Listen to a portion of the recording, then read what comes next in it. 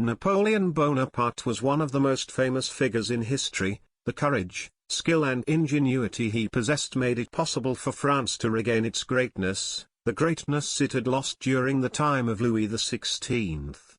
The merits and abilities of the emperor are known, but today we will show his influence in Europe. What did the emperor leave to the world? Was it really, as it is said, liberation from chains?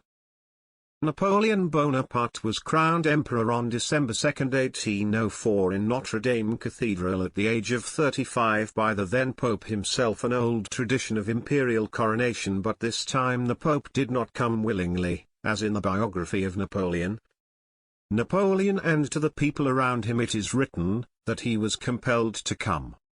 Napoleon in his beginnings was important. The city of Paris wanted to turn it into a center for Europe of that time, both structurally governing and urban. For a short period of time monument construction was everywhere. Napoleon did not like to return from a campaign and not to see something different in Paris. The city that worshipped the great devotion made the works of the emperor known even today. Napoleon did not want to make the same mistake as the Jacobins and the Council of 500. Both forms that were established after the Revolution of 1789 were new forms without ideas and projects that brought France only personal war. This brought even more destruction, territory which was at a critical stage as it had remained unprotected. The new laws and decrees are the ones that would bring about change. One of the codes that the new emperor needed to create was the Civil Code, one of the legacies left to the world by Napoleon. The code was drafted by a commission of 4 eminent jurists and entered into force on the 21st of March 1804. The code is considered a major step in replacing previous feudal laws.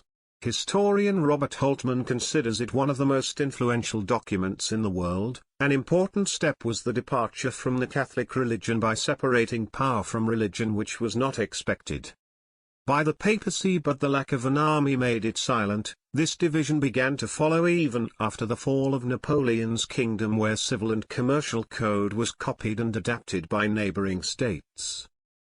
The chains were removed. The time for action has come. At the moment when the first consul was elected and then Emperor Napoleon, his war campaigns were innumerable. If we take a look at the map of 21st century Europe with that of the 19th century, you will make a comparison simply. Today Western and Eastern Europe has over 20 states, while in the 19th century 4 states were the ones that had invaded and introduced their influence.